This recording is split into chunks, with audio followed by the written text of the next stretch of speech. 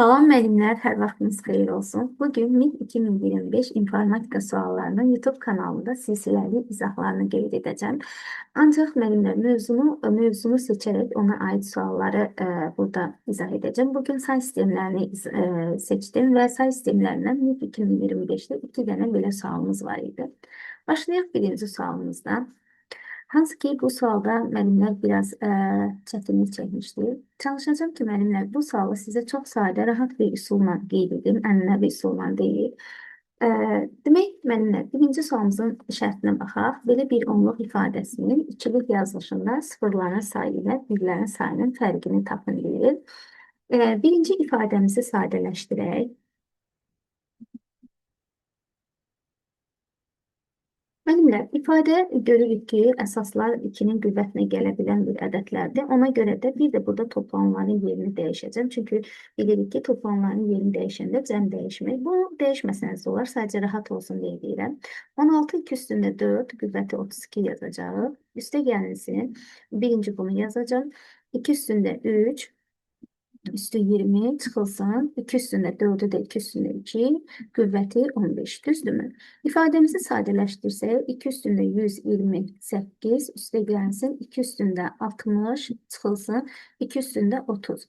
Müəllimlər, bu məsələdə, yəni toplayarıq bu ədədləri sonra çıxarıq. Bu biraz həm qüvvət üstü, belə deyək, böyük deyə 0 və 1'ləri gözdən qaçıra bilərik. Həm də ki, imtahanda bilirik ki, xüsusən orada vaxt gedəndə həyəcan olur. Bizə daha praktik, daha qısa yollar lazımdır. İndi bunu necə qısa yolla yaza bilərik? Müəllimlər, bax, bu toplamanın üzərinə, yəni bunun üzərinə gəlirəm, 2 üstə 60 çıxılsın, 2 üstə 30. Yəni bu ikisini bir götürəcəm. Ən birinci burada tapacağım görüm neçə dənə 1 var. 2 üstündə 60, çıxılsın 2 üstündə 30. Heç çıxmaya daxil olmadan müəllimlər. Burada neçə dənə 1'in olduğunu tapmaq istəyirsinizsə, 60'ın yarısı 30'dur, düzdürmü? Demək, elə qüvvət üstlərinə çıxsam, 60'dan çıxsam 30'u, 30 dənə, yəni 2 üstə 60'dan çıxsam 2 üstə 30'u, burada qüvvətləri çıxsaq 60 çıxsın 30, 30 dənə 1 olmuş olacaq. 30 dənə bir rəqəmi almış olacaq bu ifadədə. İndi sual oluna bilər ki, müəllimə, bunu hər zaman belədir. Bəli, hər zaman belədir. İstəyirsiniz, gəlin kiçik bir qüvvət üzərində bunu qeyd edək. 2 üstü 60 deyil, bunu yazaq 2 üstündə 6. 2 üstü 30 deyil, bunu da yazaq 2 üstündə 3. Adi ikilik say sistemində bunu çıxaq.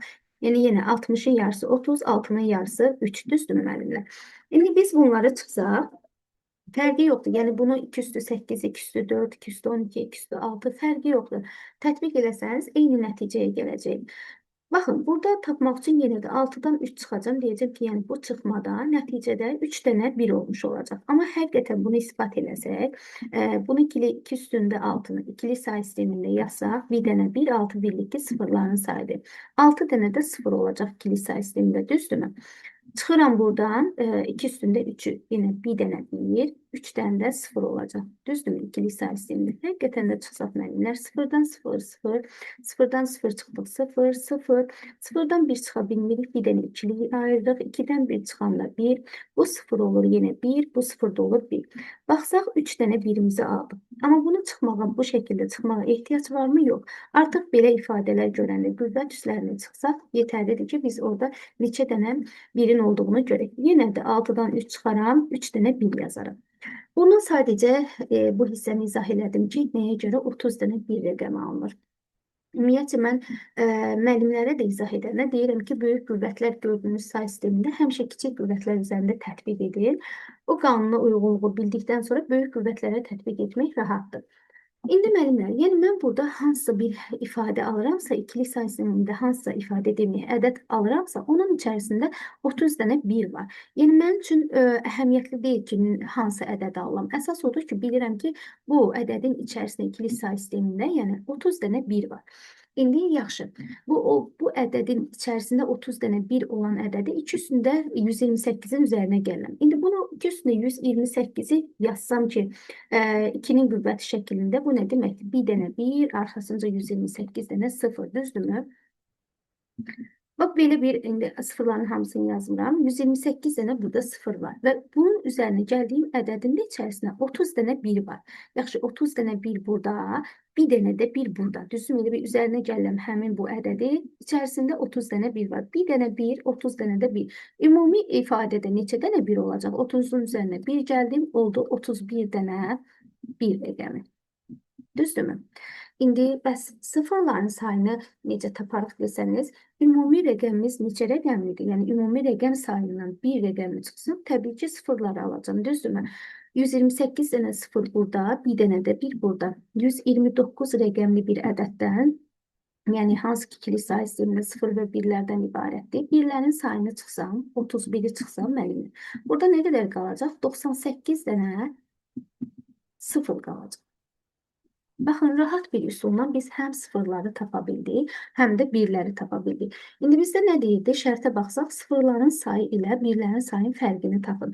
98 dənə sıfırımız var idi, 31 dənə də birimiz var idi. Çıxanda nəyə bərabər olur? 67. Fərq də 67 olmuş olur. Belə bir qısa üsulla müəllimlər bu tip məsələləri yazda bilərsiniz. Keçək növbəti ikinci sualımıza. Bu sualımızda müəllimlər əslində rahat bir sualdır, yəni çətinlik yoxdur. Burada da demək müəllimlər əsas 2-nin qüvvətlərinə baxacaq. Sadəcə sualın şərtində natamamlıq var idi. Natamamlıq nədir müəllimlər? Belə bir suallar tərtib edəndə mütləq şərt olmalıdır ki, 2-nin qüvvətlidir. Təbii ki, biz bunu görürük ki, hamısı 2 üstü 86, 2 üstü 85-dir və bu qüvvətlər azalan ardıcıllıqla davam edir şərti mütləq olmalıdır. İndi belə bir toplanan cəm veribdir, yəni deyir ədədin qiymətinin 16-lıq sayı sistemində yazılışı hansı rəqəmlə başlayır? Və mütləq, çünki nəyə görə sual olma bilər ki, mənə niyə bu şərt verilməlidir? Bu qüvvətlər azalan ardıcıllıqla davam edir. Çünki 2 üstü 84-dən 2 üstü 1 arasında bəlkə 2 üstündə hər hansı bir qüvvət ola bilər. Yəni biz onu bilmiriksə, mütləq ki, bu şərt orada olmalıdır. İndi baxaq müəllimlər, ifadəmizi yenə götürək burada. Həmişə müəllimlər belə cəmdə ikili sayı sisteminə keçəndə nə deyirik? Deyirik ki, var olan qüvvətlərə 1 yazaq, olmayanlara 0 yazaq. Baxıram ki, 2 üstü 86-dan başlayır da, düzdürmü qüvvət? Yəni ən böyük qüvvət 2 üstü 86. Sonra ardıcıllıqla, qüvvətlər azalan ardıcıllıqla davam edir deyə.